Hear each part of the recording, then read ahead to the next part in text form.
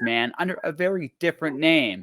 But for the purposes of this conversation, this is the one and only Frank Hardt, right?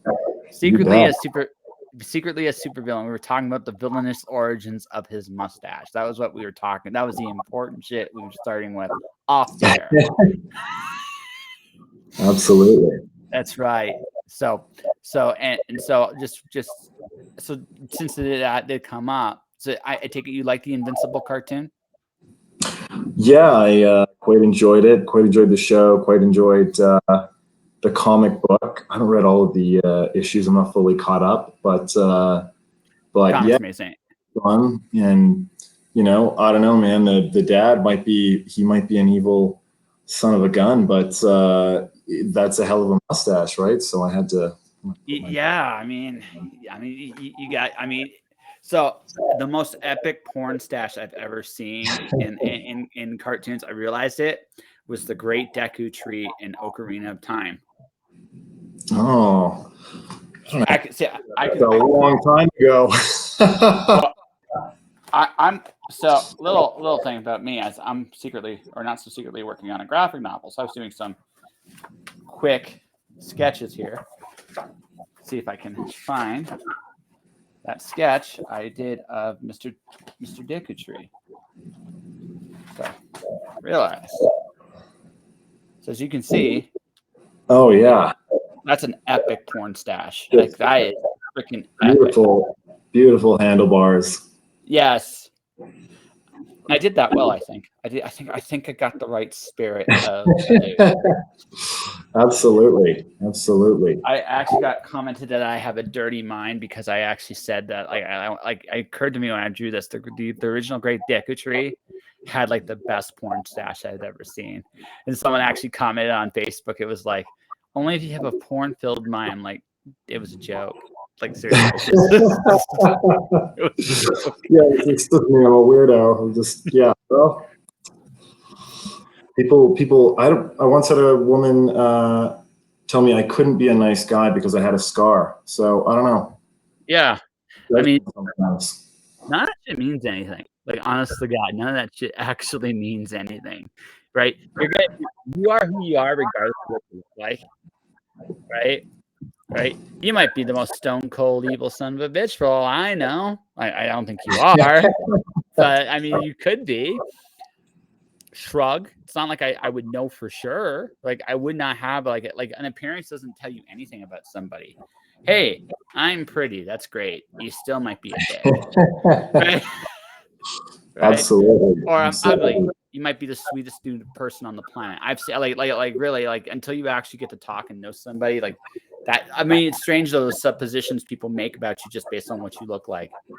Yeah, absolutely. It's I don't know. It's a weird world out there, man.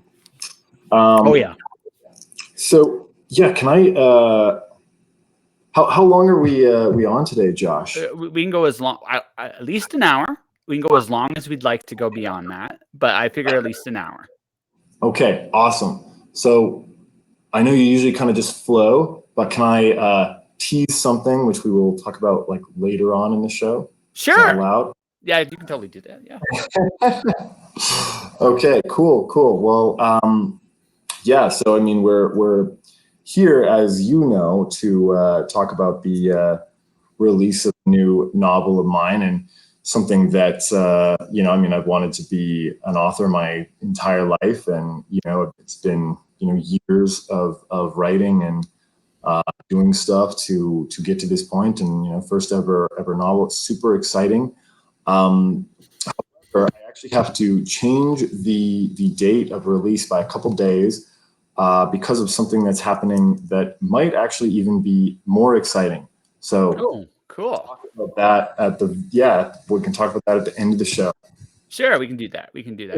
But okay, so people who have seen the show for a very long time recognize you as something else. So I'm going to ask the obvious question here: why the name change? Well, mostly it was because this is a horror novel, and I thought and think I might release other novels in different genres. like, yeah, literary, or I might actually do some nonfiction stuff as well, probably about MMA, which again, people who have seen me on here before know that I used to fight, and yeah, I used to be a pro fighter for many, many years. So yeah, and just with those projects in mind, I decided that Frank Hardt was a brilliant name for a horror author, and it's also just basically my middle name and the last half of my last name. So it's still my name. I get it. I thought about like the name thing. Like I decided, like, for me personally, if I decide to do hardcore orgy level romance or science fiction, it's going to be Joshua Pantelleresco, because I don't think I could come up with a name as unique as my real name. It just stands out, just being like, there's the marketing reasons to change your name too. There's obviously there's audience reasons as well, but at the same time, when you look at it, I looked at it, it's like I'm never topping this, like, ever. So I'm done. Like, I'm just absolutely, it's like this is what I got. This is what who I'm gonna be.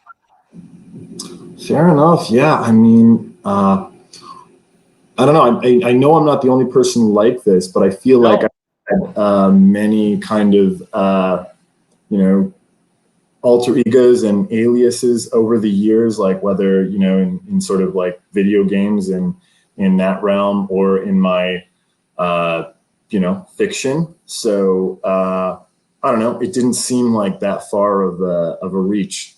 It could be more than one versions of Chase Dagenhart. None of them would be this cool, of course, but one. I'm the cool one, but still, yeah, right? yeah, exactly. Like yeah, like Rick and Morty, the Rickest Rick there is, right? I'm That's right. So you're the frankest Frank there is? The frankest Frank. That's right. Yeah. I'm the frankest Frank, right? Come at me, bro. No, it's all good. No, no, like I said, I like me personally, since we last talked, like, I'm back in Alberta. I'm doing my thing here, trying to be like that full-time freelancer. I looks like I'm gonna take a step back and take a part-time job somewhere, somehow, some way.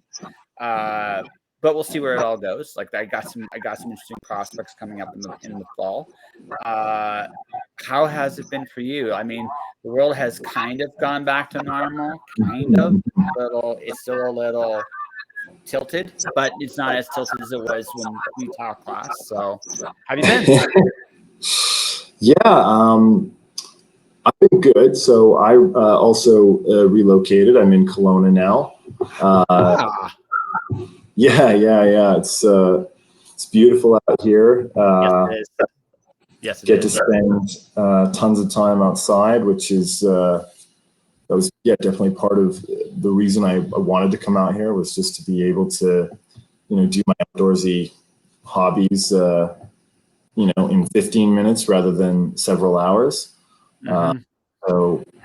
So yeah, that's been super great. It was a bit of a rough start, I'll tell you, because I moved here right during like the height of the smoke. Like last year, when it was like just like the worst air quality in the world for a while or whatever. And then of course they also had a COVID outbreak out there. So we had like restrictions that no one else had. So it felt like just like moving into the apocalypse. I remember I looked outside my window and, you know, I lived next to like this kind of like dirt parking lot. And it was just, you know, like smoke, and then like the sun was kind of turning the smoke red. And then it's like this dirt parking lot with like a bunch of old cars in it. And I was like, this is like, you know, it kind of sucks that I'm part of this, but it's like something out of like, you know, like Fallout or like, you know, Blade Runner 2049 or something. Like, it's just like, it doesn't look like Earth. Well, like I said, I lived in Windsor. We had, like, in Ontario, had the weirdest rules of all at one point. There was a point during that weird apocalypse, not like smoky or forest fires, but I couldn't go to a dollar store and buy underwear there for like 6 months. I could buy it online, but I couldn't buy it at a store, which was strange. like this magical tape prevented the virus from going into that part of the store, and you're like, I want your drugs, because you go to like a Dollarama, right? There's food section, which is quote unquote essential, people go in there, but then there's this whole section that's like blocked off, taped up, and you're like, why? That's so weird. Yeah, it's like, why? Because it's the same store, it's the same, but nope. Magic tape. You can't buy underwear and socks right now, even though Yeah. it's like, okay, we're like I said, the world and Canada. I mean, if you look at us compared to the rest of the world, we're now outliers in a lot of ways now. So it's like, yeah, the world's still kind of tilted. We haven't quite figured, like, nose isn't quite flying the way it should be in the sky. We're still drunk. I think we still look like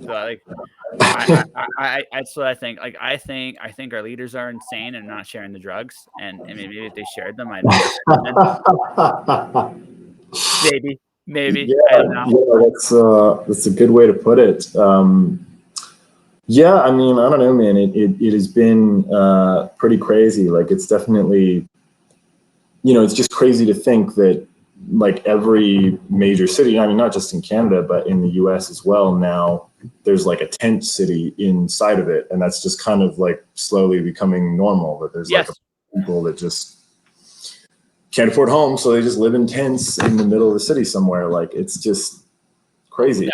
That's been building that's building since the housing crisis. Like the very first one. Yeah. We're in the second one. Like, I don't care what anyone's saying. Like, we have hit the second housing crisis, right? Right. And this, I mean, I realize with all the extra stuff going on, right? All the extra stuff going on, it feels like, 2008. I'm hearing something in the background. Is that you or me? That was me. Sorry. I was just, wiping some stuff off my screen here. Sorry. No worries. Like, what the hell is that? Live TV, folks, or live streaming, ladies and gentlemen. No, I remember like it's the first housing crisis was bad, but this one's going to be worse because the mechanisms that they used the last time they're not going to be able to use this time. In fact, some of those mechanisms may have led to this, so they can't go back to that again. So, like, if you have cash next year, you're gonna have a hell of an opportunity depending on where you live. No doubt. Yeah. Yeah. I think it's going to be, it's going to be like just an interesting few years. Like, I don't know what's going to happen. I feel like that's the one thing with like COVID and with the pandemic is like, we used to feel like we knew our leaders were maybe doing shit that was going to cause problems, but it was like the world was pretty stable. Whereas now it feels like, who knows what's going to happen in, 6 months or a year or 10 years, I think the big thing for me is the veil has gone. Like what I've realized, and this is just me, and I don't really care which party you want to go with. I don't really care. I just came to a conclusion that our leaders lack integrity. Totally. And when I came to that conclusion, I just realized it really doesn't matter who's in charge. Right? No, because again, if they have no integrity, then what good are they? Now, that's my opinion, right? Right? Unfortunately, I'm still in the minority with that opinion, or otherwise maybe things would be changing in other ways. But once you realize, like, if there's no integrity of leadership from the very top, that means there's no stability anywhere. It's just really what it just is at that point is it's at the whim of whomever's in charge. And if they're a good person, which is a relative thing, right, then maybe you're good. But if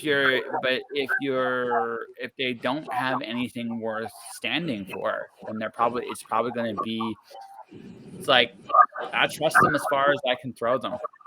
Right. And that's about it, and that's it. I mean, you can throw them farther than I can. So maybe you can by default trust them a little bit more, but that's what I see it. Like, I just see it as I politically pretty atheistic even before the pandemic, but now it's just like, nope, I'm absolutely right. They're all full of shit, and that sounds very stupid. But again, find me a leader with integrity. One, I haven't seen it. Well, yeah, I think that's kind of the problem is that yeah, they're virtually all corrupt, and you know, they like there's no real accountability for it either. Exactly. Like, no, but you know, we know they're not going to face the music for, you know, whatever they do, and so yeah, I mean, I think both parties have been kind of slowly selling us out in different ways for many years. You know, we know about the stuff that's going on with like, yeah, crony capitalism and whatever else, and you know, that kind of goes you know, all the way down. So yeah, I am on board with you, and I mean, I think really the, you know, sort of partisanship is a big problem, you know, when it comes to corruption, because yeah, like the only people who could hold these people accountable are the ones in their party. Like, you know, if you're a liberal, you know, the conservatives are never going to support you. It doesn't matter what you do. And if you're a conservative, you know, the liberals will never support you. So the only people that can hold you accountable are those in your own party, and they won't do it. They're focused on the other guys, you know, bring up whatever. Let me chew on that for a second. So I'm going to chew on that for just a second here. So this is my theory. This may be what you might disagree with me on this. I think essentially when you get to that stage, right? Yeah, you got your team, like whatever your team is. But I look at somebody, for example, like Jean Charest, right? He's been in every party. Like there hasn't been like he's been NDP, he's been liberal, he's been conservative. So the question then it comes to me then on this front is, then if he's interchangeable, and that means others have been interchanged as well. So then at that point, it's like, I don't know if it's necessarily a party line per se, but a money line inside these parties, right? And so I think up until I'd say probably the early 2000s, when we were both like younger and dumber and full of piss and vinegar and ready to take on the world. I don't know about you, but I hear the clouds more often. When I talk to clouds, they talk back a little bit. Mostly they just tell me to shut up, but you know, I mean, I'm at least hearing some. Yeah. But the thing is, we used to listen to each other more. And I think that's not just politicians, but I think in general, somewhere along the line, the idea of compromise became viewed as a weakness. And like you and me, I'm sure disagree about some things, but at the same time, like you're having a beer, I'm having a water. I mean, I'm not gonna hold it against you for what you disagree with me on. You know, it's just like you disagree with me. That's cool, right? I mean, it's a bigger world than me. Right. But if we had to work together on a disagreement, we'd figure out a compromise that would work for both of us. And that would be the end of it. Right. I mean, it's like, okay, I don't like this. You don't like this. But we agree on this part. You want to abide by this? Sure. That works. And we can just whatever with the other shit. Okay. Yeah. That's fine. Right. That's what but I don't think that exists anymore in politics. And I don't think that's just an American thing. That's a Canadian thing too. So now it's like, okay, this is deliberately designed to make everybody choose sides. And maybe the smart thing to do would be to tell everybody that's trying to make us choose sides, to give them all the finger. It's like, no, fix this. Yeah. Instead of choosing sides. Yeah, I mean, I do think for sure that, yeah, like it is sort of, yeah, like, I mean, the idea of like one side or the other, I don't think that benefits us, you know, as voters or constituents or citizens, right? I do think that benefits, yeah, I think that benefits, you know, the media and the politicians and, you know, the big corporations and so on and so forth. But I don't think it benefits, you know, ordinary people at all. Yeah, so I'd say I'm on board with you there. Yeah, I don't so much mind, like, in terms of politicians, like, I guess, changing sides, because I think that's, Sure.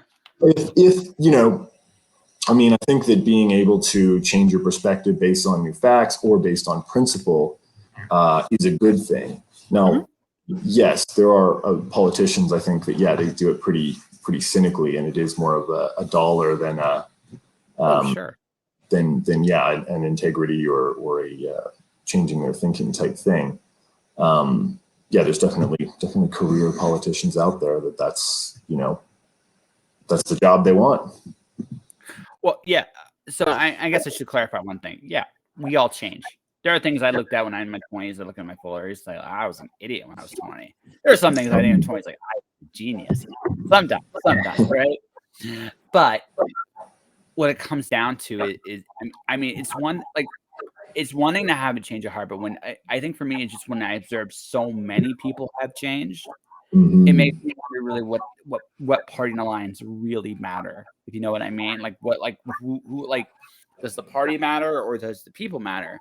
And again, from the cynical side, yeah, maybe you're gonna like maybe you change careers. Let's say, hey, my principles have changed, and the NDP are closer to my principles than say the Liberals were prior to this, right? Or maybe one day you just wake up to like have revelations, like, you know what? I think the Conservatives are right, and you make that leap, right? There is that too. I just like, again, I and this is where, again, politically speaking, I'm an atheist. Is just this is, and that does create a certain bias in my head. It's like, are you really doing it for because you have a change of heart? And I always have a doubt now, and maybe I shouldn't, but I think because of the way things have gone today, I think there's a bit of wisdom in having that second guessing my leadership's principles, for lack of a better word. Yeah, I mean, I definitely think it's fair at this point to just have questions, I guess. That's fair. Possible, right? It's fair to have some questions. Yeah, I mean, I think that's the unfortunate reality, is that most politicians, have probably, sort of earned the reputation that politicians have, right? So, yeah, I think that's totally fair. No, so all of which to say is, like, I try to be like, when it comes to people individually, like, I'm idealistic. I believe that Frank Hardt could be a #1 best-selling novelist, right? Yeah, why not? Why wouldn't I root for you? Like honestly, like, you worked your ass again. You work your ass off. I've been posting a lot of stuff about like your personal worth in the last few weeks. I don't know if you've been watching my motivations or not, but if you have, it's all about self-worth. And one of the biggest things I've realized in this life is anyone that puts something out there, no matter what it is saying, here I am. And I think that's awesome. Right? Why wouldn't I be idealistically?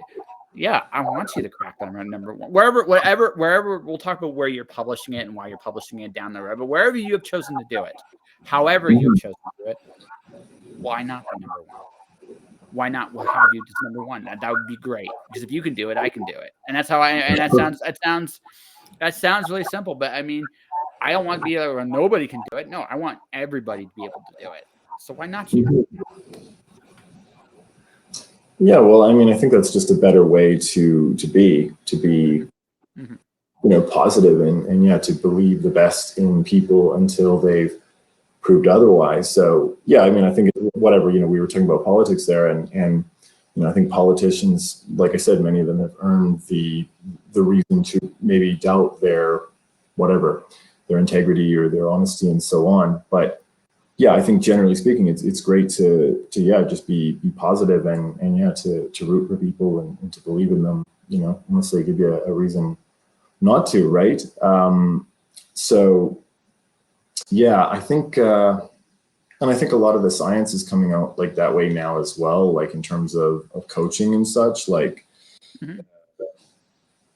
yeah, I mean, like Ted Lasso's a big show now, but that's kind of what the science has been showing in kind of the coaching world, is that, that positivity is much more likely to motivate and increase performance than sort of the old, negative feedback kind of thing, right? Negative, yeah. So, yeah.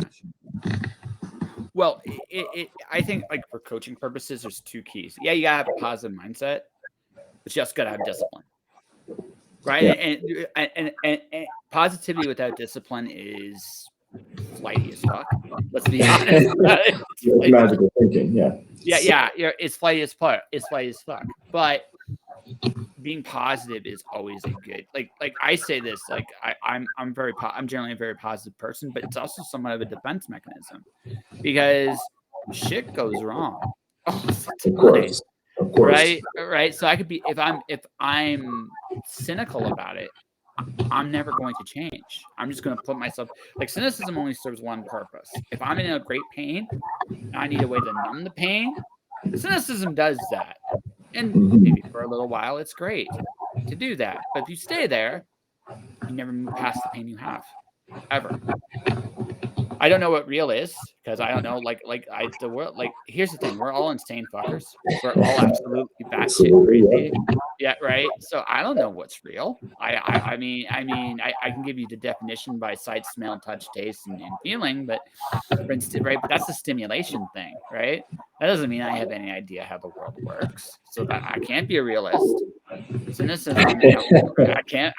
Doesn't, like, there's no way for me to be a realist because I don't know how it all works. I think anyone that tells you otherwise is full of crap, right? So like I grew up with that. Like, I'm a realist. That was a way of saying I know what I'm talking about. It's like I don't think you do. No, I actually don't think you do. And I'm gonna throw this at you in a way that's a little bit more like so. I don't know what I'm talking about, and I don't want to be cynical forever. I think by default, the positive mindset's the absolute best mindset to have because it's the only one that wants to move forward. It's default, right? It's like whether people want to acknowledge this or not. I mean, yeah, you might be like you might be a little like some things you might be a little more or gun shy by going yay about, but there's a general rule of thumb. Like, I don't know anywhere else to be. Yeah, I mean, there's sort of a great, story that a friend told me a few years ago, and he was sort of going over all these negative things in his life, and just a lot of pretty awful stuff had happened to this guy, and so he kind of talks about it all, and my friend says to him, well, so you're saying that even though you've been through all this horrible stuff, those sort of golden moments made it all worth it, right? And he said, no, I think, what I think now is that there's gold everywhere, and I just didn't see it before. Mm-hmm.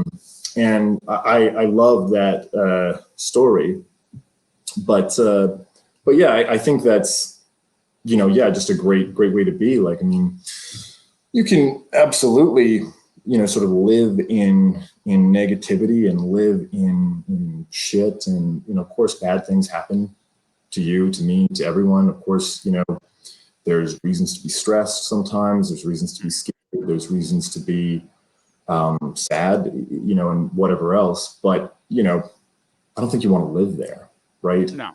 And so if you have the option to see the good, right? Why not go that way? It changes your perspective on the bad things you're going through too, right? It does. Like okay, like I've had my ass kicked this week's been better, right? But for the last 2 weeks, I've had for last month, I've had my ass kicked pretty hard financially. Otherwise, it's been good, but financially, it's been I'm just bleeding. I'm taking this one right in the chin, like this. Mm-hmm. That's the way it goes. So, I mean, but I'm doing what I can to change my circumstances. I'm advertising my freelance business by making videos to promote, creators and their works and stuff like that. And I'm constantly putting myself out there in different things, and something will give sooner or later. In the meantime, but if I was negative, I would just say, well, it's just never going to work, and I could walk away from all of this. but I've been through too much shit. It's like, you know what? And that's the other thing too. There's a point where if you quit, right? Why did you go through all this stuff? Totally. That's part of what, kind of has me doing this, has me publishing this book, right? Is, I've been writing for a long time. I think the first time I tried to write a novel, I was probably like 12 years old. And, I started actually writing regularly at around, 24. So it's about 12 years ago. And, sort of like at some point, like if I don't do something with this, then why do I keep, sitting in front of the computer screen and, torturing myself trying to make magic happen, right? I shouldn't say that. I love writing. It's not torture, but sometimes it is. You know about that. Sometimes it is. So sometimes it's really fun. Right now, I am running about a scene. I'm making it's the only time I actually kept a Knight of the Round Table, the same kind of prick he was in the books. It's the first time I've ever done that. So my novel series, I had it's urban fantasy, a Parker novel style thing, right? But the Knights of the Round are I've inverted the big 12 Knights of the Round to evil, like uber mega bosses that have to be killed. Nice. So, I like this already. Yeah. Yeah, exactly. And the first boss is Percival, who's got like the most punchable face in the world. Right? Okay. I turned Percival into a used car salesman, and it actually with a magic lamp. It works Nice. really. I love this. Yeah. Yeah. So, yes, and last time we talked, I asked you about this off the air. Oh, and the other thing, folks, one of the characters like in the story is like as a parallel version of him, right? And he always gets killed somehow, some way. I give you one nice version that people actually get to know better before I kill them, right? And then the other ones you just a complete. Like Kenny in South Park. Yeah. It's like you killed Kenny, you bastard. Totally. Yeah, sometimes like I don't know, man, the most annoying characters are the most fun to write. They're fantastic. In this book now, like one of this book now that we're kind of here talking about, which it was originally supposed to be a short story, and it kind of just kept expanding because I just liked the characters and the world so much. But one of the characters, his name is Kevin, and his entire village was burned down by this murderer named Guthred the Black, another important character that I also liked a lot. But Kevin, I really loved writing him because he was just annoying and unpredictable. I didn't know what he was going to do, and when he was doing stuff, like I wanted him to get punched in the face, even though he was kind of a good guy. Like he was fantastic. I had so much fun writing him. So, yeah. Sometimes it's see, in real life, I'm just enough of a dick to kind of push someone's buttons, not harmfully, just like that harmless little Yeah, I see the button, I'm going to push it, but I know it's not a button that's going to make you like really permanently damage you. It's that one where you go, you're an asshole. Like you're just an asshole doing this. I like it, kind of. Please don't do it forever, but I kind of like it, right? Right. That I like doing that in real life. So when I do my bad guys, it's like, okay, all my really obnoxious shit in my head, the really obnoxious stuff, what can I incorporate in here? Because that can be fun. Totally. It's my therapy. I can't deny it. It's like, I don't know. Yeah. I'm sure I've got the same reputation amongst my friends for being the guy who likes to kind of needle a little bit and give people a hard time. Yeah. And yeah, I mean, I think it's just fun. It's fun. It's a little bit good to be bad sometimes in the right context. Actually, I think you need. I think. See, here's the thing: you need it. Something I realized, like I realized this a very long time ago. Like the quote unquote bad traits we have, sometimes they actually can serve us, right? Because they actually can serve us. It's all about, it's okay. For example, I'm needling you a little bit. It's good fun. I'm expecting you to needle me back. We're just having fun. Nothing serious. But that gives me a thicker skin. That lets me be able. So when I go and read a book review, this guy sucks. It doesn't quite hit me in the same soul crushing way, right? It doesn't hit me in the same soul crushing way because that thick skin's already there. That like, the one thing I can really say in this life is sometimes the big man upstairs, he humbles me sometimes in some very creative ways. I'll be like, good one. Like, good one. But but also, like, I have ambitions, I have goals, I have big dreams. This stuff, like, if you look at it from, like, traditionally in a story sense, that's what villains have. That's what villains do. They have a lot of these big, grandiose visions, dreams, goals, and sometimes they come from really good places, right? Sometimes that's totally a bit, but like some villains are charismatic. Some villains have their, like, these big visions and drives, and they're ambitious and they're diligent and they're hardworking. Like, these aren't villainous qualities in of themselves. These are just things that a good villain possesses, right? Well, but then there's ego, which I have learned in business you need an ego. In art, you have to be humble, but in business you have to absolutely be. In business, you have to absolutely be. As my screen decided to as my login for my chats decided to. Oh, hey, there we go. 1 second here. Ugh. Trained professional, ladies and gentlemen. So I'm not going to be able to see any comments and or chats should they come up in this at all, because of, you know, just of the nature of this beast here we're doing here. Yeah. Whatever. Screw it. There's going to be no comments here. So this is just the way it's going to be. Yeah. This is the way it's going to be. It is what it is. Yeah. It is what it is. Live streaming. But no, like, good villains have great like heroic qualities turned wry. But we all have villainous qualities in us. And they can, but the thing is, it's I don't care that I don't need to be I think the bigger mistake people make is we don't always have to be the good guy to do the right thing.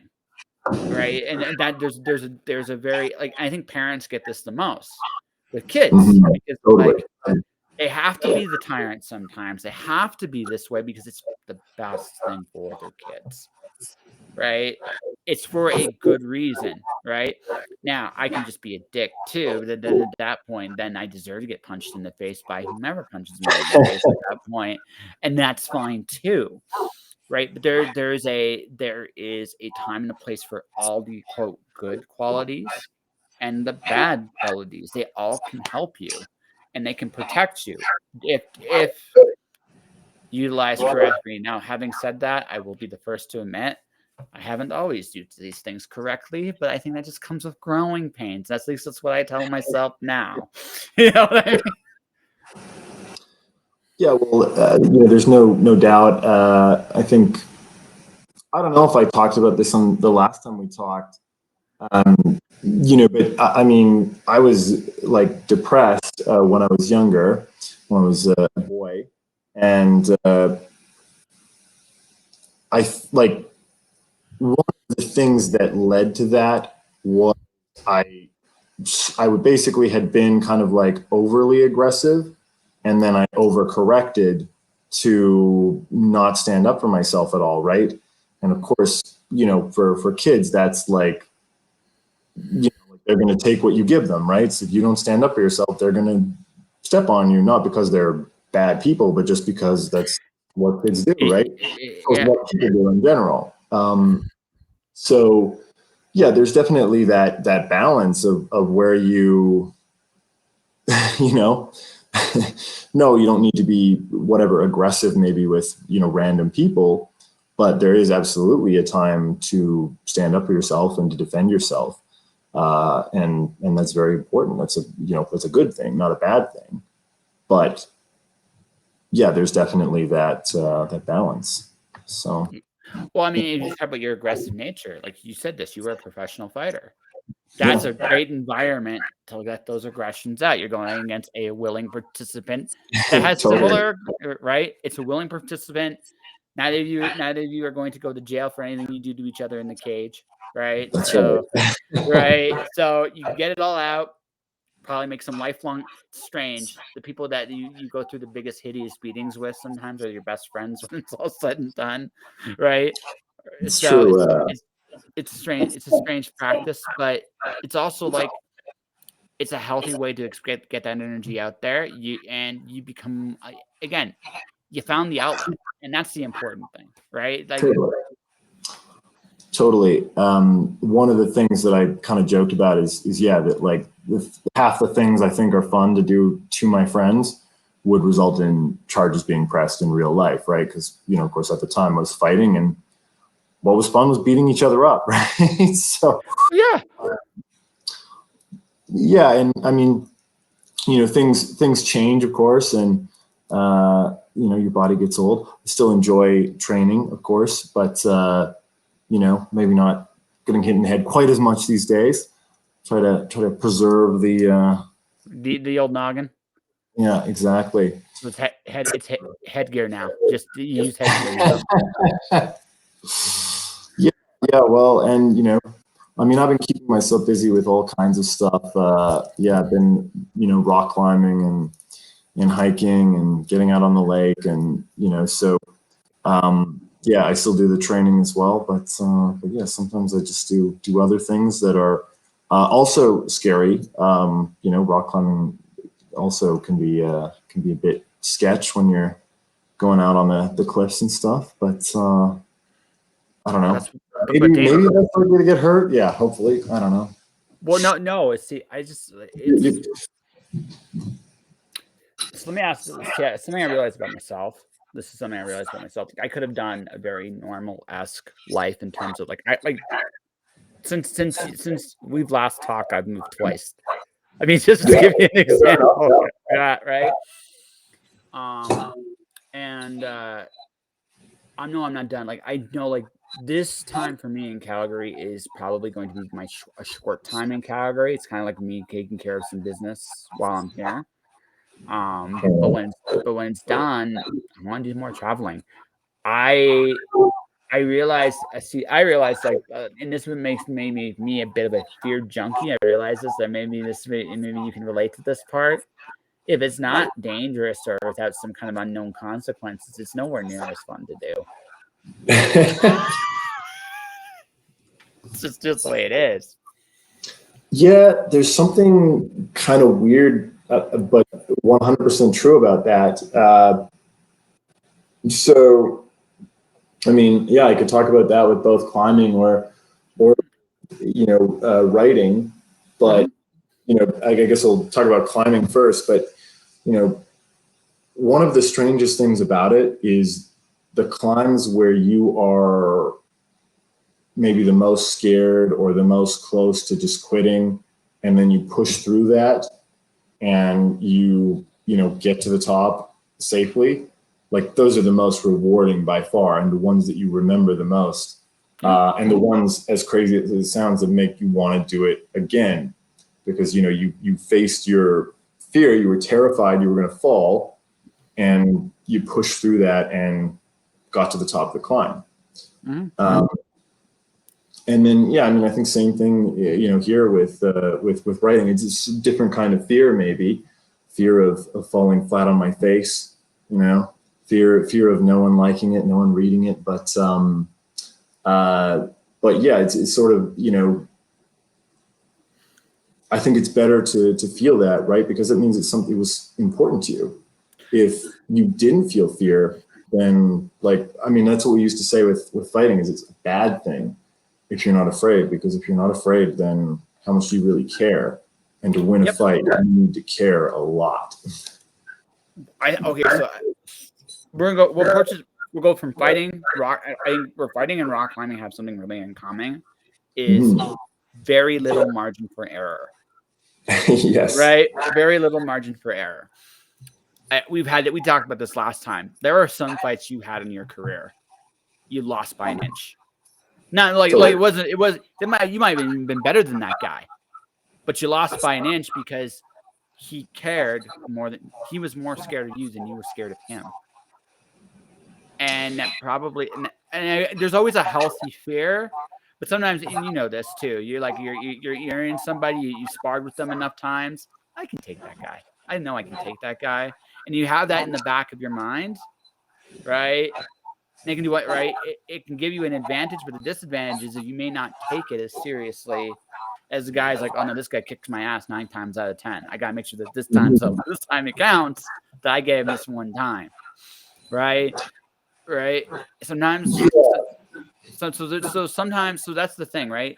Now, that's not always the case. Sometimes like, I know, sometimes you're like, no, I can kick his ass because I know I can kick his ass, and that confidence carries you through. I mean, there is that aspect of it too, but,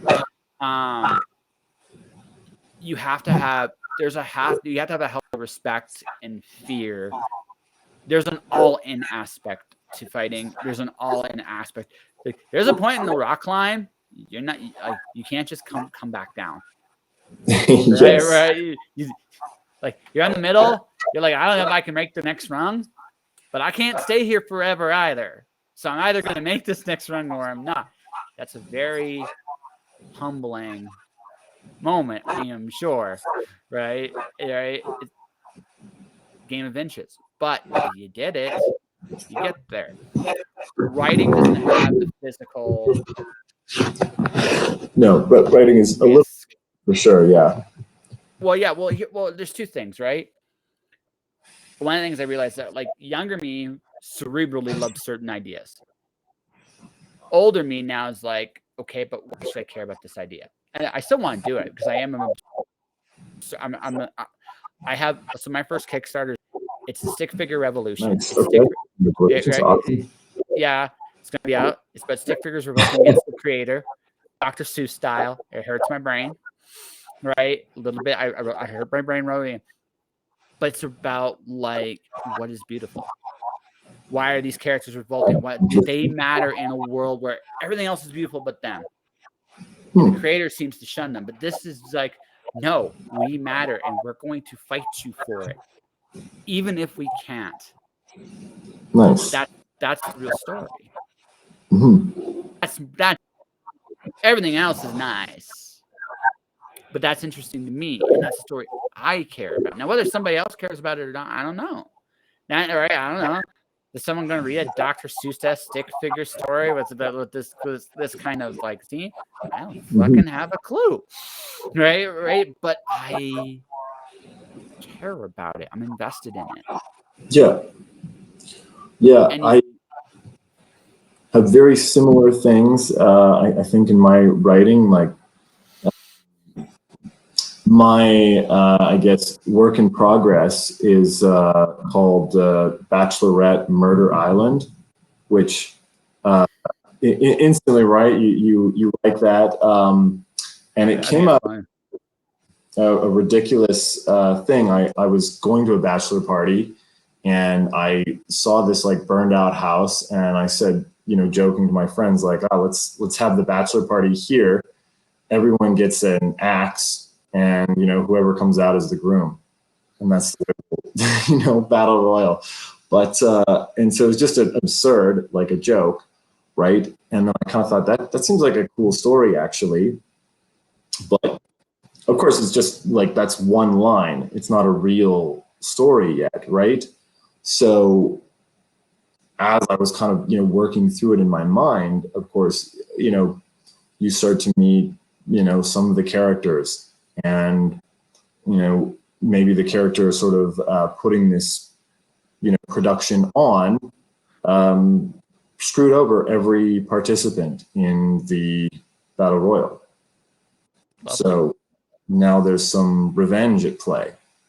And maybe some of them were even like brothers to him, yeah, it goes deeper than that, but. That's okay. I mean, but I mean, there was a history there that the character destroyed on purpose and now he has to live with the consequences of that. Exactly. And now it became, like, sort of more interesting to me. So beyond just kind of like a cool concept that you're like, oh, that's fun. Now it's like, okay, now there's something there's something here. Like these two guys were brothers. Something happened that created this, and that's actually now going to play out during this battle royal. That essentially the consequences of it. That became fun for me. Exactly. Yeah, exactly. So that now there's a personal reason of why these characters are fighting, and that is always Exactly. like the old way of selling, like the fight business aspect of it, right? Who are these guys? Why are they fighting? Why should I care? Simplistic storytelling. But the reason why it's broken down like that is, well, now I know what the stakes are. I know what the conflict is. I know what the drama is, where the drama is. People like a good story. It doesn't matter what it looks like in terms of the final form. If it's a good enough story, it matters. You know? Totally. And that's where like the trash talking, like whether you like it or not in fighting, like that's where it kind of makes its bread, right? Because it creates that story that, all of a sudden these guys have a history and they don't like each other. And who knows how it might all be a production, but as a fan, you like believing that this is real. My favorite one of all time is Cormier John Jones fight one. Because that was real. And that was right.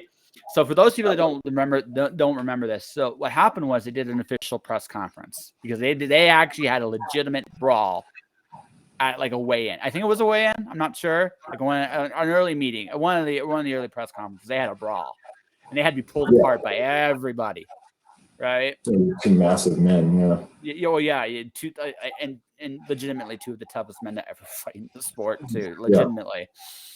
And so they do their apology and stuff like that on the air, and then they go off the air, and not everywhere. Someone screwed up somewhere, right? And then there's John Jones going to him, "Hey, pussy, you still there?" That was the first line. I was just like when we were talking, it's like Cormier is like, "Yeah, I'm here. I mean, I gotta hand it to you, man. You are amazing. Kudos to your production team for teaching you things." And then John's like, "Hey, I'm a professional. I mean, I'm a professional." It's like, yeah. Like my hat's off to you because. And I remember the Cormier goes, "And you're just a terrible human being. I mean, you're just a like Cormier goes in on him, right? Because Cormier thinks he's full of shit to begin with, and he was, right? And he was like, there's no doubt about it. He was totally full of shit. And then it gets really serious. Like, I wish you were in this room so I could spit in your face. And you just see Jones just go, "Dude, I'll kill you. I would legitimately kill you if you did that to me." So it's just like, then they finally realize, oh crap, they're on here. I was in, dude. I was in for that fight. Like I watched that. It was like that was real. Like you could tell that like they did it because there's no cameras that were supposed to be there. There was just two guys that just did not like each other one bit. And yeah, I mean that's all I needed. Like that's and from that point on, it's how they built the fight. It's that little conversation, nothing else.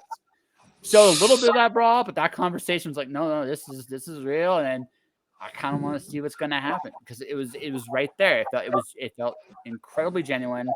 There are two people you could really understand both both perspectives. Somebody who both these guys were. I was rooting for Cormier the first fight. Unfortunately, I didn't get my wish there. I mean, credit to Johnny, like one of the best of all time. So I mean, but it was. I mean, that's it. Like that story was told in like 3 minutes. That 3-minute little like. Yeah, I know that was fun. Those guys were fun. Classic. Yeah. Did you freeze on me? Oh, no, you're still there. Oh, I'm still there. Oh, yeah. I'm here. Doing great. Promise. No, like, I mean, I love it when the trash talk goes bad, though. That's the other time I really like trash talk, when it goes completely wrong. Right? Because at that point, then it's like, oh, because then the other guy will go silent. Just keep talking shit. Mighty Mouse, Demetri Johnson, right? Right. He was notorious. Right? Didn't say a lot during these conferences. Sometimes his opponents did. They all regretted it. Mighty they all regretted it. Yeah, well, he was a beast, and yeah, that is what we all love to see. I think that's part of the reason why the talk works, right? Is you want to see that guy that's talking smack, get beat up. But I mean, I don't know. I enjoy it in general. Like I enjoy the cringy trash talk as well. Like Israel Adesanya now. He's probably like the worst trash talker I've ever heard. Amazing fighter, worst trash talker ever. But like I love it. Like it's just like it's it's kind of fun to watch someone tell bad jokes, right? Like there's something Listen, especially when that person could kick your ass. Well, hey, listen, it takes a really tough person to tell terrible jokes on the air. Because it just takes a really tough person. It's like, hey, like you ain't afraid of anything. You're not afraid of embarrassing yourself either. Although, if I gotta go historically, my favorite trash talker of all time, probably Tyson. When he was still able to fight really well, that dude was a monster. Like that, like probably the most intimidating fighter of the modern, like quote unquote modern era. Just walk up and just scare. Even now, I've seen Tyson up close and personal. I wouldn't want to get punched by that guy. Like I might. I would not want to get punched by that. That guy. I'd wake up in a hospital. Just like that guy's like a monster, and that's the other like the other extreme. The guy that doesn't actually need the trash talk because you could just like kill you with one or two shots. Yeah, no, he was a bad dude, man. Like just the way he moved, and yeah, like he had that look in his eyes, like it was just serious for him. Like I don't know. I've always loved the guys who are a little more calm, and that's kind of what my style was. But Tyson definitely had that just crazy eyes, like he wants to kill you. I think my favorite what I call fun shit talker was Bisping. yeah, he was good. He was a classic for sure. Yeah. So I mean, something about that British accent, just and the arrogance, just annoying. Well, I personally enjoyed it when his Luke Rockhold stuff and his conceive, believe, achieve. Like I love that. Like, just the way he put that was so hilarious. Right. But I also enjoyed the GSP fight. Like I like that was you could tell like it was the only time I've ever thought Bisping quote unquote kind of faked it a little bit because it was like that was his big money fight in his career. It's like I'm fucking fighting GSP in his comeback, and you could just tell that they respected each other. Like who doesn't respect GSP? But I mean, you know what I mean. It was just one of those things. It's like it's really it's kind of hard. It's kind of hard to mock this guy. I mean, you can, but it's like it's almost like baby seal clubbing at that point. It's like, why are you doing it? Right? He's actually a really good guy, and it's kind of hard to, Well, I mean, I think like you gotta. I think these guys kind of get it. Like they know they still have to play that villain role. And yeah. I think that was definitely kind of part of it in that fight. Right? Like he knew, I'm the bad guy in this. Like, I'm not going to be the good guy against the likable French Canadian. Like, so yeah.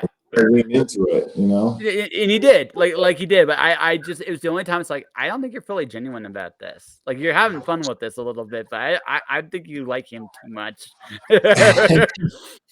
It's easier when you actually dislike your opponent, right? Because it's like, okay, I can go to town on him because I think he is a dick. Ergo, this isn't going to be out of the character, right?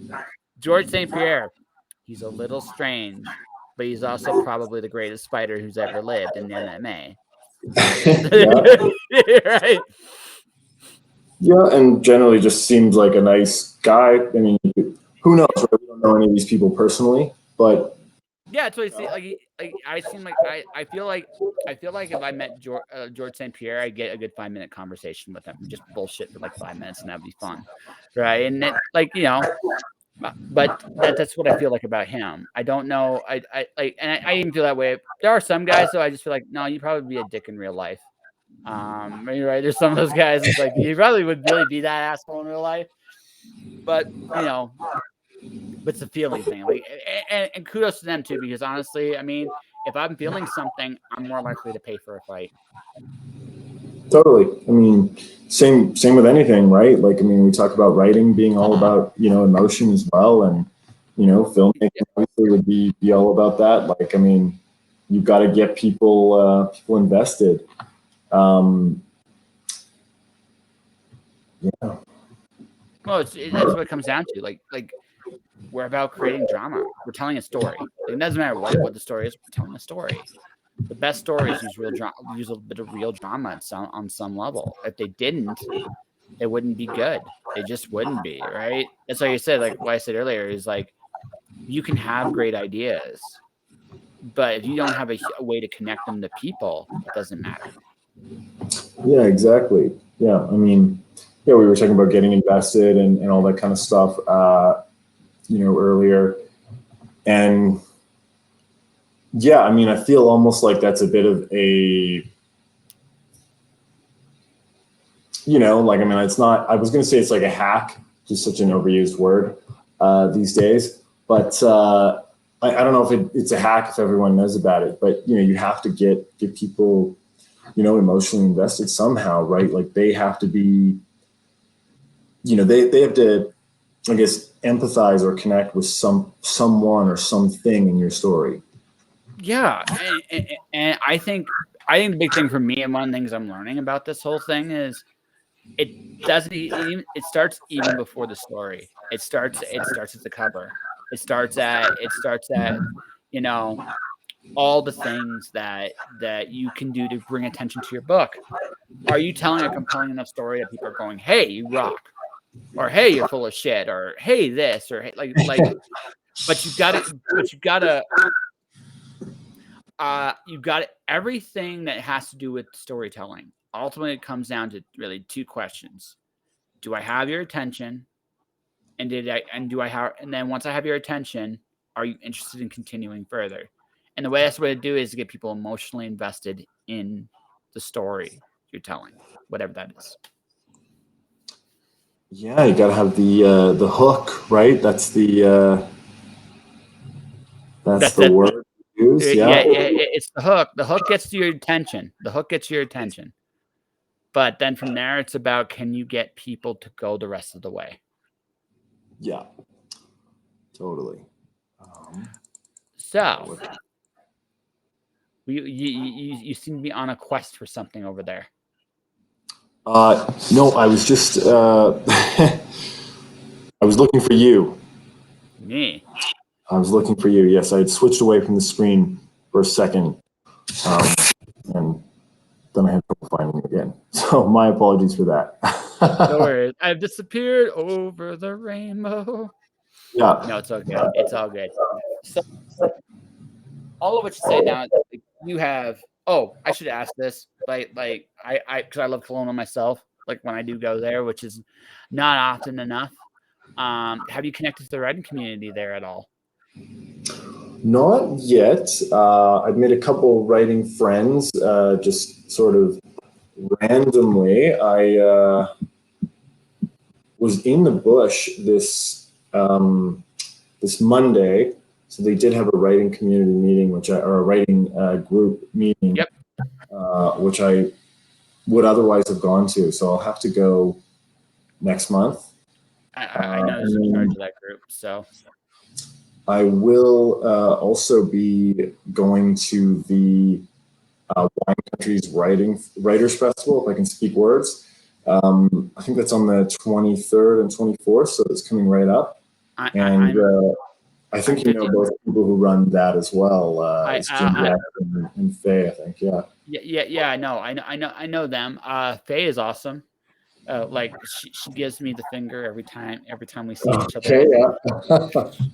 It's a feeling of love that only between us. It's like, yeah, hey Faye, hope you're well, right? But no, you have a really good group. It's a really good group there. So there's a lot of good people there, and I definitely know quite a few people in the community there. So definitely, yeah. You go to. I don't know if I'm going to be at the wine country or not. I know they're not sold out yet.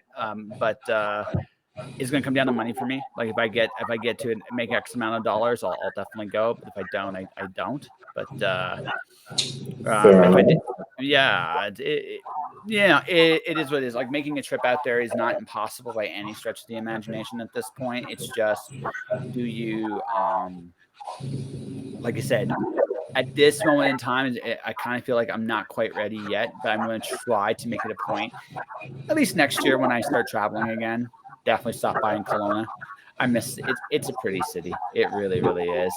A few days I was there before I left for Vancouver. I was like, I could have lived here. It's it's a lot of fun here, and I mean, it's so touristy. There's always something to do, right? And I mean, yeah, for me, like I said, I just love being outside. So yeah, it's great for that. Can do any outdoor I can speak words. Any outdoor activity you could ever want is just right at your doorstep. So yeah. Mm-hmm. And you get to go skiing soon. Play hockey. That's right. That's right. And and the winters here are not so. It's not like Vancouver where it's cloudy all the time. It's cloudy some of the time, but it's not. Oh, Vancouver. So the Vancouver winter is 2 weeks, right? Yeah. It's 2 weeks. Yeah. The rest of the time, it's nothing. For 2 weeks, it's minus. Now, Vancouver's got this really bad combination of wet and cold, so it's not great. It's not a great 2 weeks. Like Calgary is minus 40, but it's dry. So at least it's a dry minus 40. So it doesn't. I mean, minus 40 doesn't feel great no matter how you slice that. But at least it's doable. I say it like that because Kelowna has a winter, a regular winter, like a regular winter. It's not as cold as Calgary. It's not as cold as Calgary, but it's definitely cool, and definitely one of those things where I look at it and go, yeah, no, it's definitely a great experience to good do there. And so the only other thing is I don't know if it still exists because the pandemic killed so many things. The used bookstore there is horribly awesome to the point it's like I'm not allowed to go in there unsupervised. They have like all these old, like some of the oldest pulp novels you'll ever see are there. Like they're ridiculously old, hard to come by. Like these things are cool. How much? Yeah, that's about right. My wallet burns. It's like buy one. Someone went to me, don't you want more? It's like, yes, but I also need to pay rent. Or else I because it's too crazy with the rare books. Yeah, well, no, it's got it's old collectible pulp. So it's like it's my language. It's like, no, I can't come here. I can't come here regularly. I can't even work there. I still would be broke. Where'd your paycheck go? Yeah, about that. Fair enough. Well, I haven't actually been by there yet, so you've sold it to me. I'll have to. If it's still there, I don't know if it would be or not. Like the thing is, you'll know it when you see it. It's spelled. It's a coffee slot. It does a bit, I think, of a coffee front, and it's got all the cool pulp things. And I can't remember its name to save my life, but yeah, it's an amazing place. And if it's still there, you'll be like, I'll get an email from you in a few days, dude. You were so right about this place. I'm broke too. It's your fault. You shouldn't have told me. Fair enough. Yeah, we'll have to see. We'll put some. Yeah, I'll. I bet I found it here. Okay. Yeah. Yeah. It's like, hey, this sounds really interesting. It's like, nope, it's still here. Okay, cool. If it's still there, awesome. I'm hoping. every time I see a small business still surviving, it's like I am very happy in this. Yeah, it was not ideal for them the last few years, that's for sure. Yeah, exactly. But going back now to books and book stuff. You got a book coming out. You want some. You were delaying it for a reason. Yeah, it's been a minute here. Yeah, so this book, it was originally, like I said, it's supposed to be short. It was supposed to be part of a short story collection. So I had about 5 ideas that were all horror ideas at the same time, and I was like, I'm going to write them as a collection. And some of those will appear later on in other things or in their own stories. But basically what happened is I just really was enjoying writing Witch in particular. And you're going to laugh when I tell you what how this book came about. But yeah, I just enjoyed it so much. And so it just kept expanding. And then I also kind of had one of those weird moments where I was working on about, I don't know if you're like this as well, but I was working on about, 4 projects at the same time. And of course, like I wasn't really making much progress with any of them. Like it was just slow, right? And so I was like, okay, I think what I need to do is I just need to put all of my energy into one project, make it as good as I can, and then release it. And, and just see what happens if I just put all of my energy into making this the best thing I possibly can. So that's what ended up, that's how we ended up here today. And yeah, I mean, I'm hesitant to tell this story, but I think it's kind of funny, so I'll tell it. But the book kind of started as a joke. It was just a joke. So I used to do like one of the zillion things I've done. I used to do a little bit of stand-up comedy. I never performed this joke on stage, and I won't perform it now, mostly because I don't remember how it went. But the joke was basically, the premise of it was basically that you were, dating a serial killer, right? But that the sex was so good, you would just keep avoiding turning him or her in, right? Okay.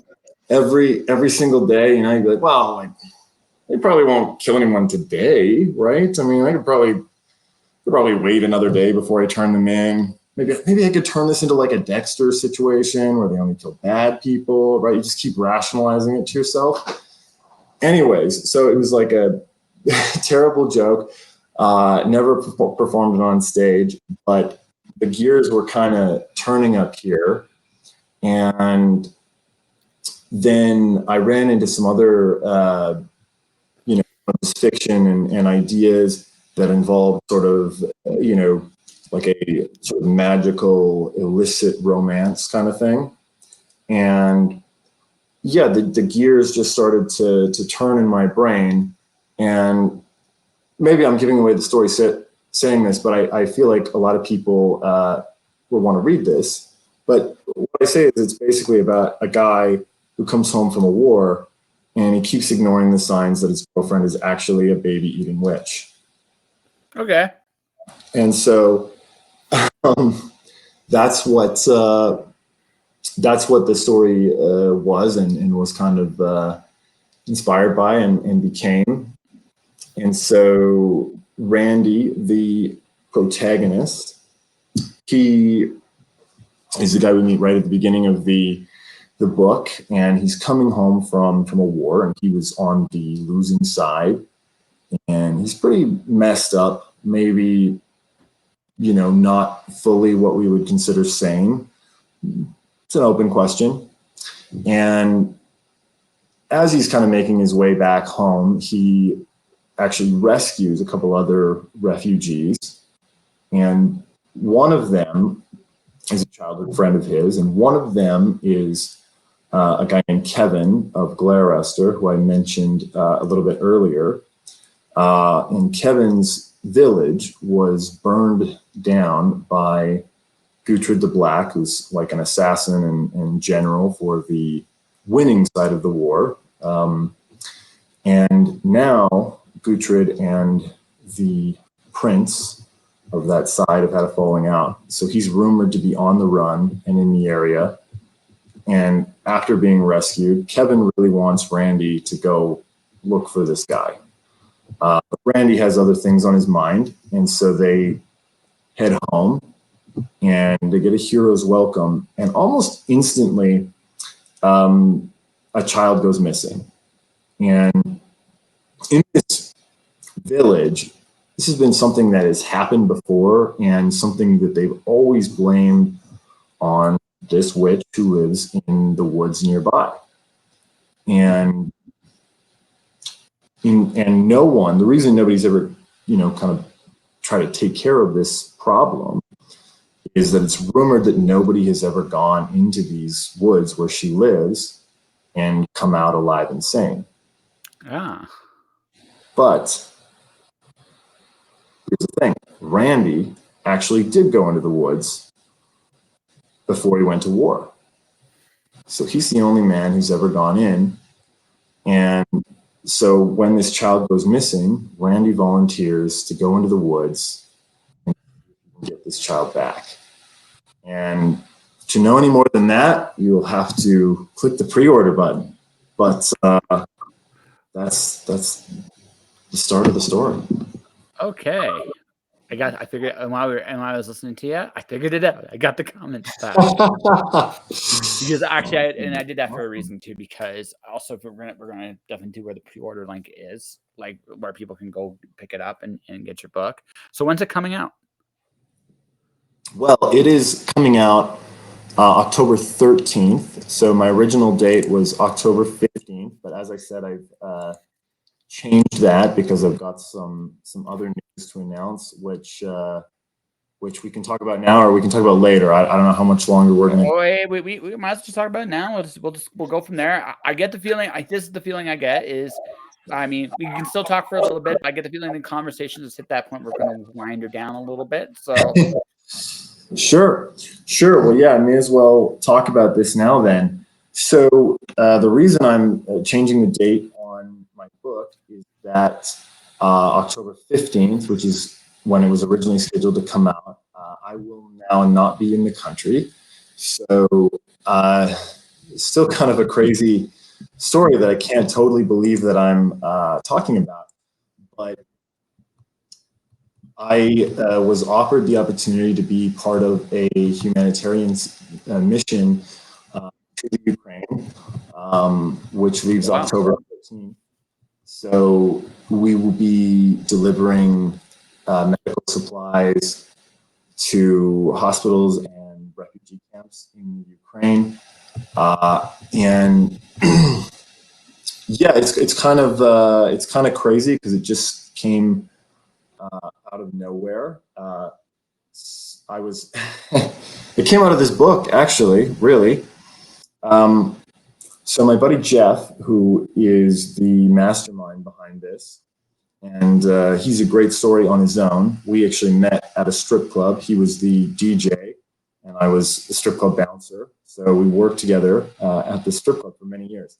And now we've gone and grown up, and he does nonprofit humanitarian stuff, and I sell beer and write books. But I know that. But yeah, so he called me actually because he saw that I was releasing this book, and he was looking for a guy for this mission. He'd had someone pull out kind of last minute, and so he called me out of the blue, and he said, "Hey man, like I'm down a guy. Will you hop on board and come to the Ukraine with me?" And I'm sure a lot of people would get I'm sure a lot of people would say no to that. But as he was talking, like I was getting just more and more, excited. I thought, just what a great thing to be able to do and to be able to be a part of, to hopefully do a lot of good and spread some joy and cheer to people who are in maybe a bit of a desperate situation. and to just kind of have a pretty incredible experience. Obviously, there's a level of danger, but yeah, I just thought it was such a cool experience. I kind of jumped on it, and he confirmed the dates with me just yesterday, actually. And so us talking about this on your show, crazy as this is, we've actually beat the press conference by a little bit. So the press conference where they actually announced this mission will be next week. Okay. So you've got an exclusive, pal. No. Congrats. But yeah, so it's super exciting. Can't believe I'm doing it. But yeah, so I had to change the date of my book because I'm assuming, at least from what I've seen from other authors, you're kind of supposed to do like a release day on a post on social media, and I probably won't be doing that because I'll be doing stuff. I probably won't be in the Ukraine on the 15th. I'll probably be in Poland, but yeah. So that's the reason. That's the secret. I don't really how to top that by saying cool, because that's actually really cool. No, it's how do I put this? It suits you.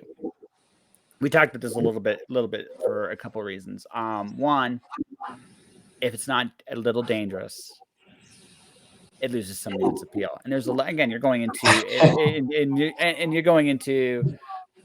I don't know how dangerous it is now compared to what it was a few months ago. I haven't kept up, but it still can't be a friendly neighborhood. Like it still can't be a really friendly neighborhood. So you're gonna you're definitely have to have your guard up. But on the other hand, too, you get to really just like I said, we've mentioned politics earlier about some of these things. Politics aside, there's a lot of people there suffering, and right, and you're doing something that feels true to your nature. You're gonna have to shave the stash, Frank. You're gonna have to save the stash.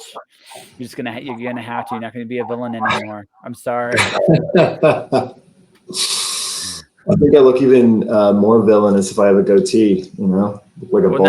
No. It's usually it's a really thin mustache. Let's make it make a thinner mustache. Like go full Fu Manchu. Get like a really obnoxious hat, and then suddenly you're like the eccentric wizard villain. There you go. I mean, I have a book idea about this, so yeah. But it's awesome. Should I talk about it? I haven't even started working on it. No. Dude, this is your interview. You talk whatever the hell you want. Fair enough. Well, yeah. So yeah, just to talk about the Ukraine thing a little bit more. Yeah, super cool.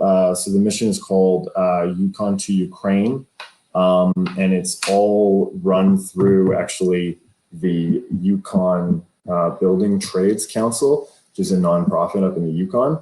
So yeah, bit unconventional, but they the president, Jeff Sloychuk, who is my good friend, who like I said, former strip club DJ, now humanitarian and nonprofit president.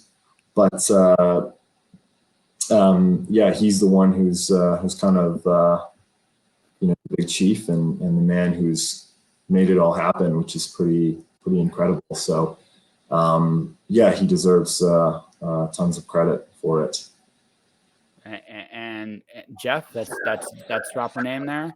Jeff, congratulations, and I wish you the best message. And you got a really good partner in crime here with my friend. And how many others are going with you? And by the way, I should before I answer go any farther, the only thing I'm just saying, I would love to talk about this. But if your friend would like to spill all the beans himself, like this is the thing, right? I'd love to, but I'm also being I can't believe I'm saying this. I'm being the responsible adult here. Well, I did talk to him about it, and he gave me the green. Okay, yeah. Then let's keep going. Whatever you want to go, man. Yeah, so yeah, he did give me the green light. He knows we're gonna talk about this today. So yeah, no troubles there. But yeah, it's just super exciting. I don't know if there's much more to say about it than yeah, I'm really pleased to be a part of it, and yeah, I think it's going to be great, and don't worry, Mom, it's not as dangerous as it was. No, So yeah. it seems a little bit more. Again, I don't expect it to be the safest place in the world anymore. But that all said, I don't think it was what it was when things started. So that all said, I say it like this. Have a good luck. May you meet some amazing people on that journey, because something like that is an opportunity. Like you'll meet people in very, very interesting situations. You might see some very terrible things, but you might see some also very beautiful. Usually, the best and worst of humanity are in the same spaces. I've learned this. Yeah. Yes. Jeff has kind of been telling me he's been back and forth to Ukraine already a few times, and yeah, he said he's seen some incredibly inspiring things that yeah, just kind of bad situations do bring out the best in humanity.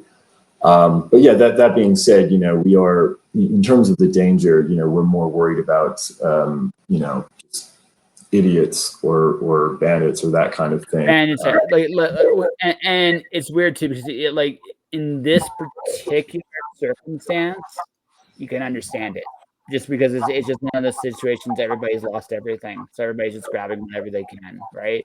That's the downside of a situation like this, is like everybody's just trying to survive, and I can kind of, and I understand that, and that mean Ukraine, no matter what's, going to be going through a hell of a time rebuilding for the next few years.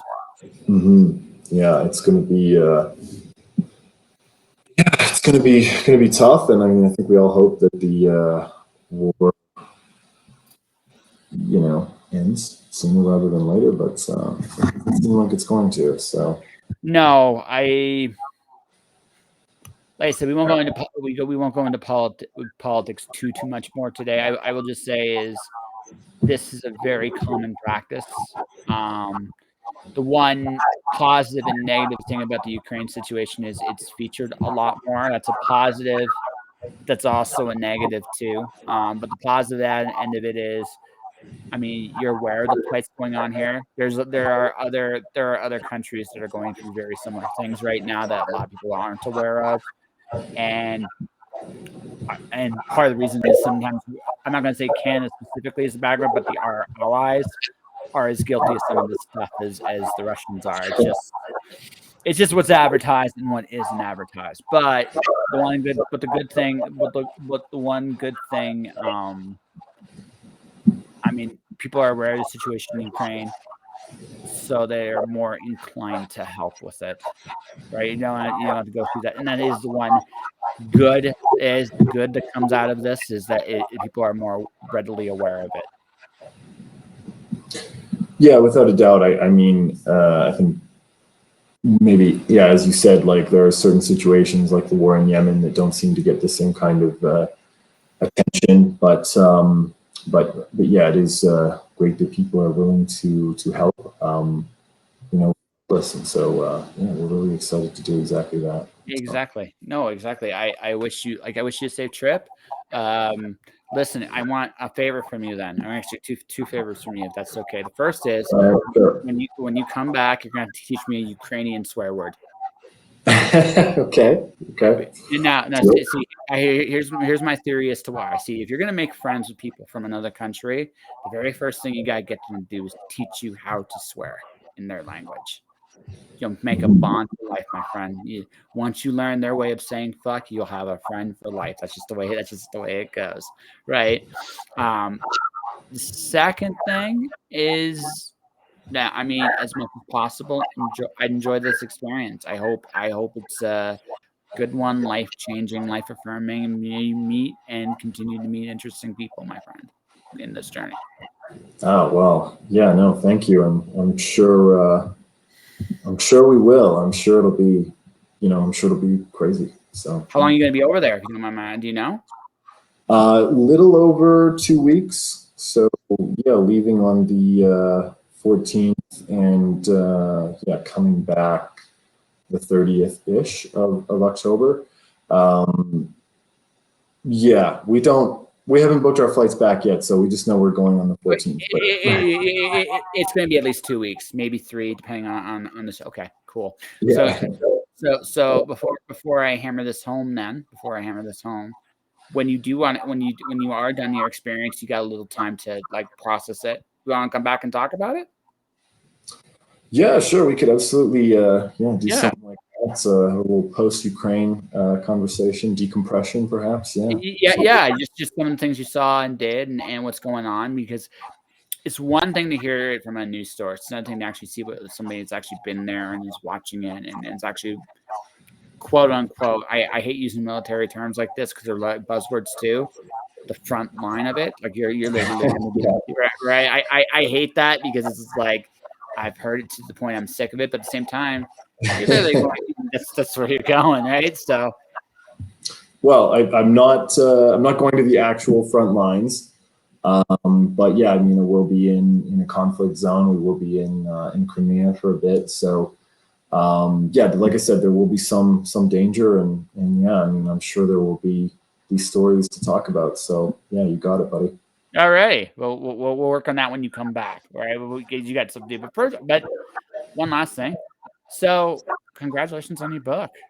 Thank you so much. Thank you. Are you nervous, excited? Like, are you afraid people are going to read it? People aren't going to read it?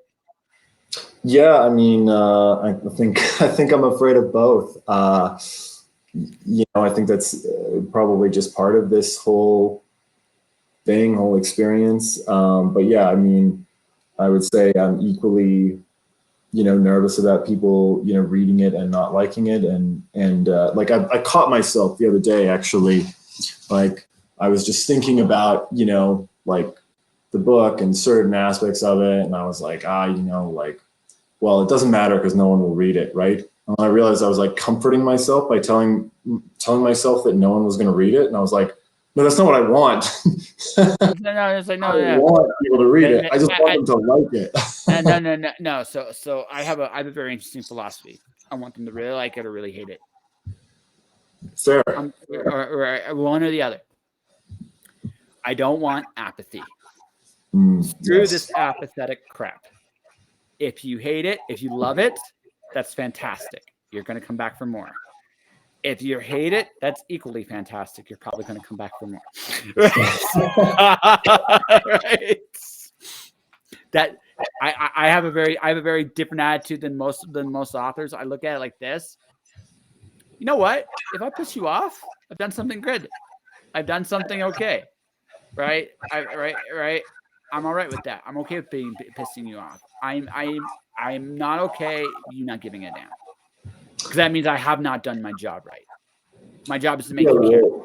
I think you're definitely on to something there. Yeah. Like, I mean, yeah, I mean, all of the,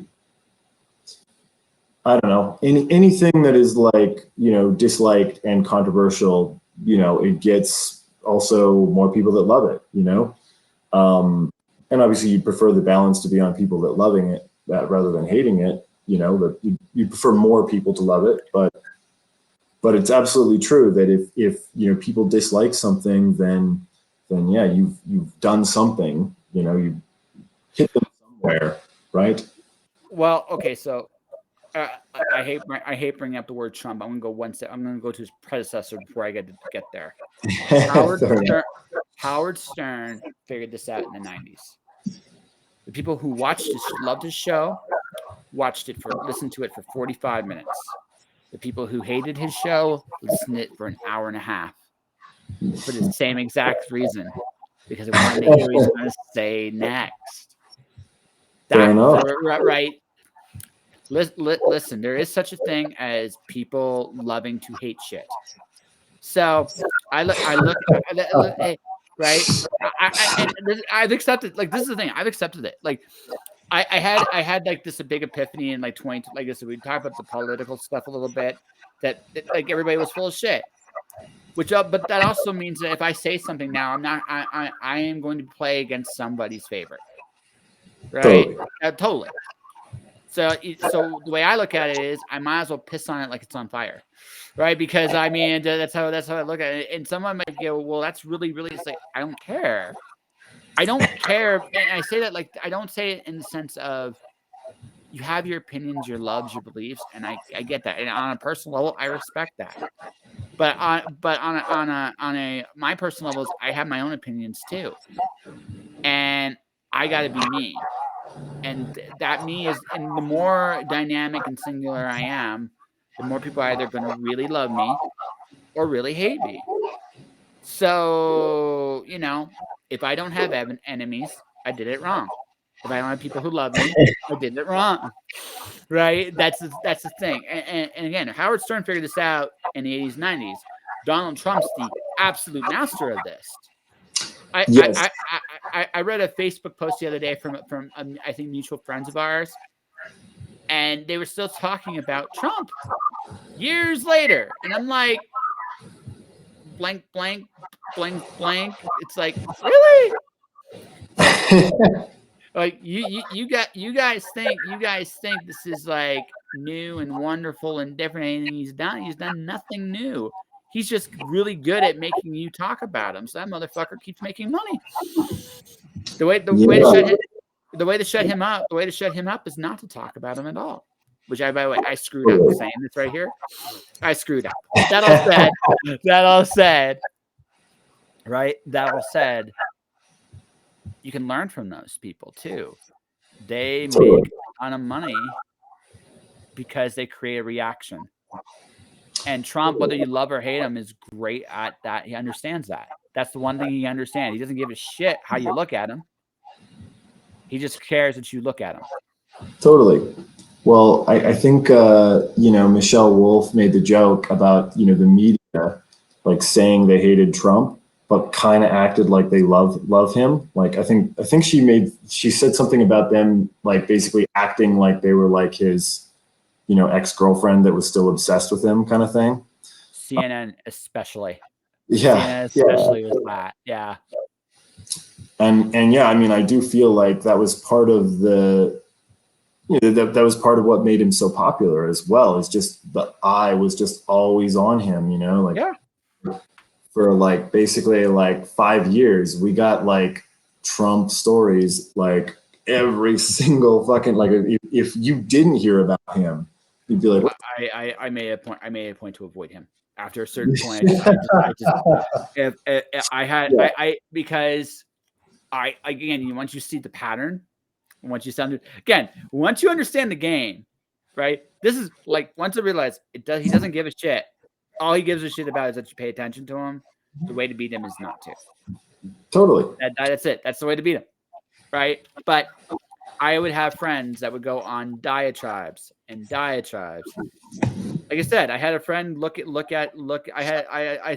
they're authors and they're talking about him 3 years after the fact. I'm like, oh my God, please, no, stop. Just stop. It's like, but that's the thing. That's the impact he's had. Right. Well, I feel like part of it too is like, people just love like their drama, and we touched on it in like the fighting world. I mean, I kind of think like a lot of like politics and the whole like culture war has become like it's like tabloids for people that want to think they're better than people who read tabloids. But that's what it is. It's like sordid stories and controversy all the time.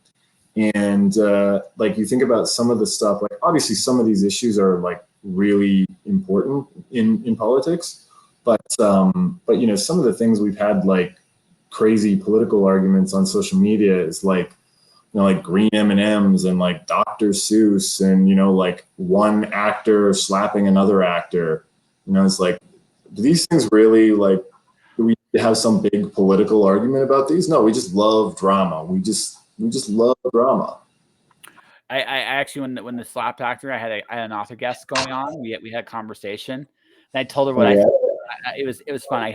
I broke her down laughing. It's like we are opposite sides of the spectrum on that one. But I had her laughing at the very end because I just said, look, like it's really hard for me to take two actors slapping each other as a big deal, right? In that environment. Well, I said it shouldn't have happened. My opinion is honestly, it's a comedy thing. He was fair game. She was fair game. Shouldn't have gone up to slap him as a result of that. That's my opinion on it. But I also said, like, also keep in mind that one of my politicians tried to strangle a reporter, right? So John Chrétien way back in the day actually tried to choke somebody out on the air. So it's, I mean, I look at it very differently than maybe somebody that's never seen that. It's like, maybe it's not that really a big deal in the grand scheme of things. But right. Totally. Yeah. Like you said, shouldn't have happened. I think I did make one post on social media and then I deleted it. I was just like, why am I even spending time? I'm enough of an asshole to have an opinion. That's how I look at it. I'm enough of an asshole to have one.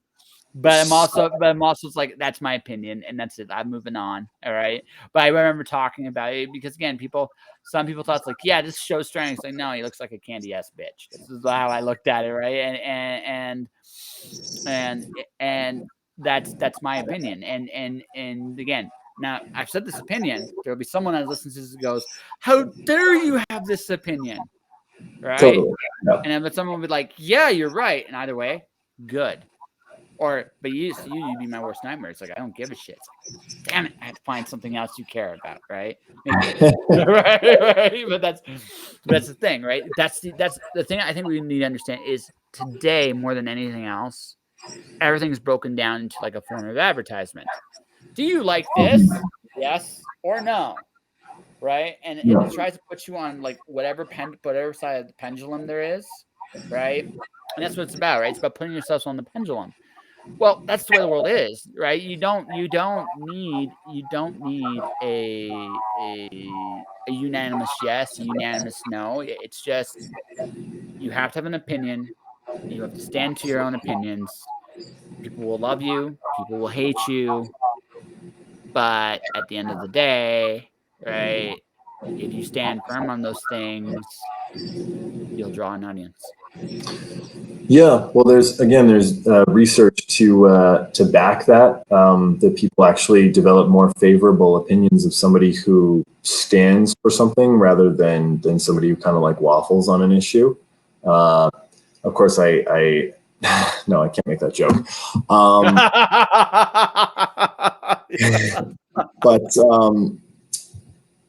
But no, scientifically, you are correct. It's better to actually kind of take a stance on something and say whether you think it's bad or not, or good or whatever. Yeah, no, I mean, I don't know, when it comes to a lot of the online events, I just think it's not maybe the best use of an individual person's time, but no. Well, you're actually correct on that one. I will give it to you. You are actually correct.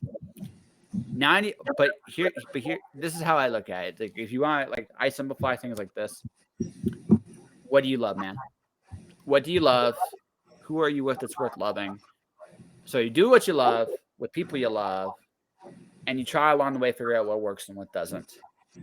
That is my life, incredibly simplified. Right? Right. Now, that is not easy. None of that shit is actually easy. There's a difference between simple and easy, and I say that over and over again on this show. There's not. I make it sound easier than it is, but it's simple. And the reason why I want that simple is because if I can simplify my life this way, right, I can figure out the steps to get to where I want to go. Right. That's why I do it like that. But looking at online, the online world, what I'm saying though is most of that shit doesn't matter. Even the stuff that's really people consider important, most of that in the grand scheme of things doesn't really matter either. What really here's what matters. Me and you had a conversation tonight. about random stuff. You're doing really cool things in the Ukraine, and it's something you believe in. Otherwise, you wouldn't be doing it, right? That's what Totally. matters. And you're doing it with a friend that you've known for a very long time. So you're doing what you love with people you love. Even Totally. friend. That's what fucking matters, right? Right. The rest of it, all the ups, downs, lefts, rights, and stuff like that, meh, whatever. I mean, as long as like you're doing what you think is right, you're doing what's going to make you happy, fulfilled, and you're helping other people. That's awesome. Really, what my opinion, my opinions on the big mega politics on the war of Ukraine is irrelevant to all of that shit. It's irrelevant, right? And I'm a big enough man to acknowledge that. What's important to you is you're doing what you think is the right thing for a group of people. Really, what else is there? But when you get right down to it, really, that's it. I mean, I applaud you, man. Yeah, I mean, I feel like this conversation, been a lot of me agreeing with you. Maybe I should start disagreeing. Just no, like screw you. Screw you, man. Wait. Hey, let's think of something. Let's think of something here. Hold on. Wait. Let's think about this. What kind of beer? What kind of beer are you drinking? Well, I was drinking a Polaner Pilsner. Pilsner sucks. Oh, there we go. There we go.